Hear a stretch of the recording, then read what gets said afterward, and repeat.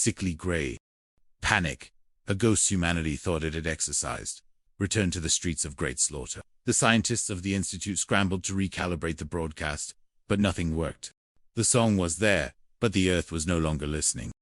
Clara, guided by a strange intuition, returned to the Founder's vault.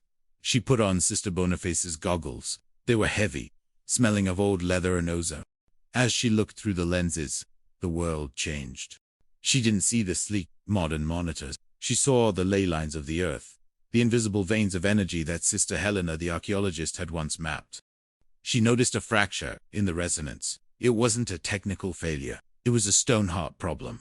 Somewhere, deep within the foundations, a secret had been kept, a secret that demanded to be heard. Chapter 34. The Return of the Eye.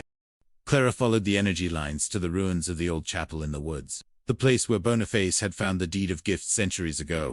There, standing in the shadows of the crumbling stones, was a figure that shouldn't exist. It was a man dressed in the simple garb of a guardian, the weeping eye symbol embroidered on his chest. He introduced himself as Thomas, a descendant of the Julian who had once tested Helena. The seeds were a gift, Archivist, Thomas said, his voice like the rustle of leaves. But humanity has turned the gift into a machine. You have forgotten that resonance requires a heartbeat, not just an algorithm. You have silenced the earth with your efficiency. He handed Clara a single black seed, the seed of the void. It was the antithesis of the apostles' seeds, a dormant strain that only bloomed when the human spirit was at its lowest. The anchor is not broken, Thomas explained. It is hiding. It is waiting for someone to prove that the heart of St. Vincent still knows how to weep for the world, not just calculate its survival. Chapter 35. The Infinite Harvest. Clara returned to the North Cloister. The townspeople were gathered there, their faces filled with a desperate, calculating fear. Clara stood before the cold anchor stone. She didn't offer a scientific formula. She didn't broadcast a song. Instead, she spoke of the people. She spoke of Ruth Penny's sharp London wit, of Sam Gillespie's quiet devotion, and of the Earl who was willing to lose everything to save a group of nuns. She spoke of Sister Boniface, who saw God in the veins of a leaf and the reaction in a test tube. As she spoke, she allowed herself to feel the weight of the 500 years of the tragedies, the small acts of mercy, the romances that had anchored the miracle. She wept, not for the loss of the medicine, but for the loss of the memory.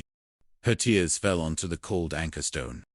The stone pulled. A low, deep vibration shook the foundations of Great Slaughter. It wasn't the mechanical hum of the broadcast. It was a warm, irregular thrum. The indigo gold vines began to glow again, but this time, the light was different. It wasn't just gold. It was a vibrant, living green. The infinite harvest had begun. The miracle was no longer a utility. It was a relationship.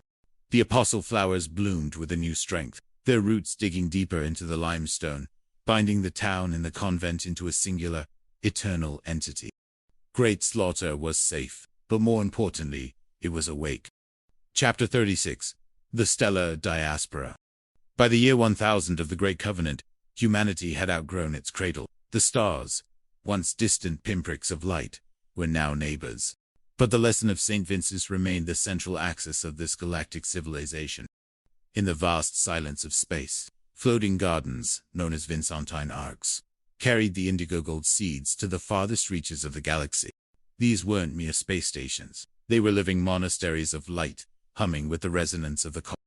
A young navigator named Orion, serving on the Ark F, stood by the viewport as they approached a desolate, dying planet in the Andromeda sector. The planet was a gray husk, its spirit crushed by centuries of industrial war.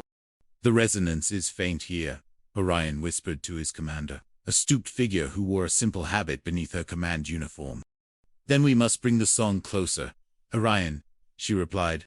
She reached into a small, velvet-lined box and pulled out a single, glowing seed, the direct descendant of the very seed Sister Helena had found in the desert. As they released the resonant mists over the planet, Orion didn't see a chemical reaction.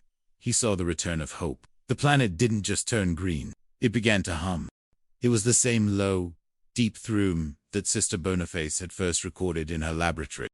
The Stoneheart was now a galaxy heart. The diaspora of light ensured that no world would ever be truly alone again. Chapter 37. The Eternal Warden.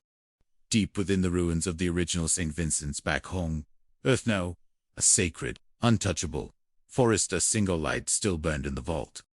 It wasn't a fire, but the original anchor stone, now a beacon that connected all the arcs across the cosmos. Standing before it was a presence that felt older than the stones themselves.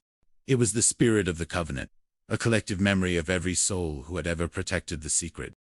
Boniface's laughter, Ruth's ink, Sam's steady hand, and Helena's song, they were all here, woven into the very fabric of the light. A small child from the village, which had survived the millennia as a place of pure, simple living, wandered into the forest. He found the light and didn't feel afraid. He knelt and touched the stone. "Who are you?" the child asked the light. "I am the truth that hides in plain sight," the light whispered back. "I am the home you never left."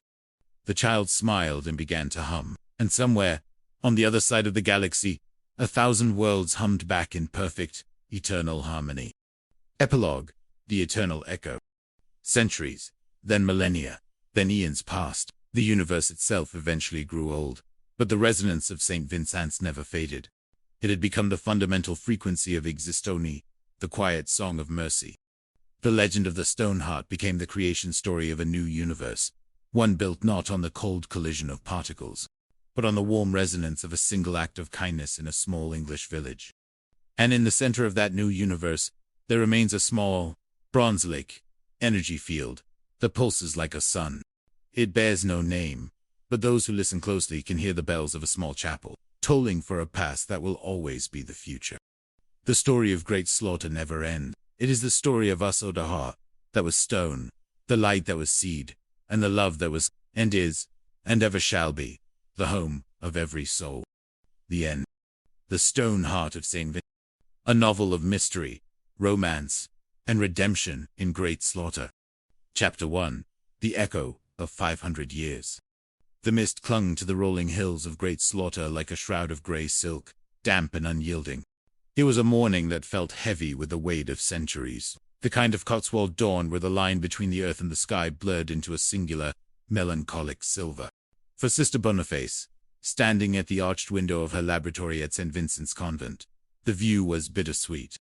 For 500 years, this stone edifice had stood as a bastion of peace, a sanctuary for the broken, a fortress for the devoted, and, more recently, a world-class hub for forensic chemistry.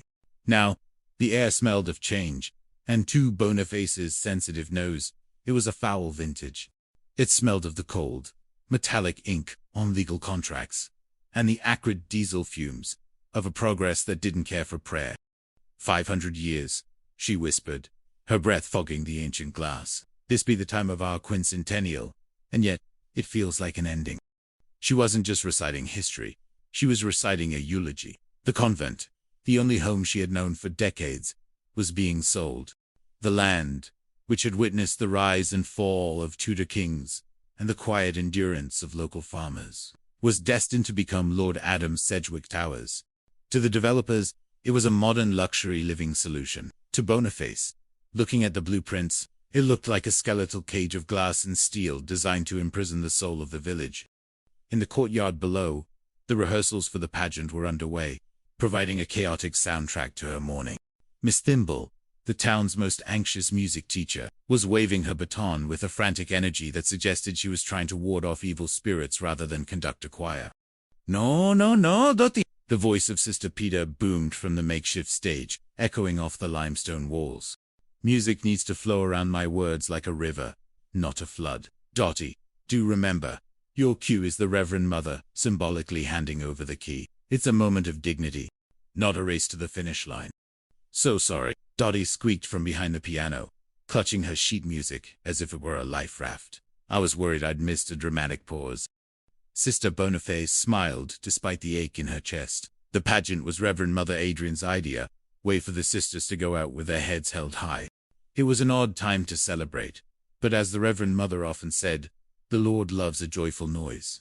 Even in the midst of a storm, especially when the storm is wearing a suit and carrying a briefcase. A sharp knock at the lab door broke her reverie. Inspector Sam Gillespie stood there, looking profoundly uncomfortable in his tweed jacket. Beside him was Felix Livingston, the young, earnest sergeant, who had become like a son to the sisters. Inspector Boniface greeted them. turning from the window with a practiced mask of cheer. I assume you aren't here for a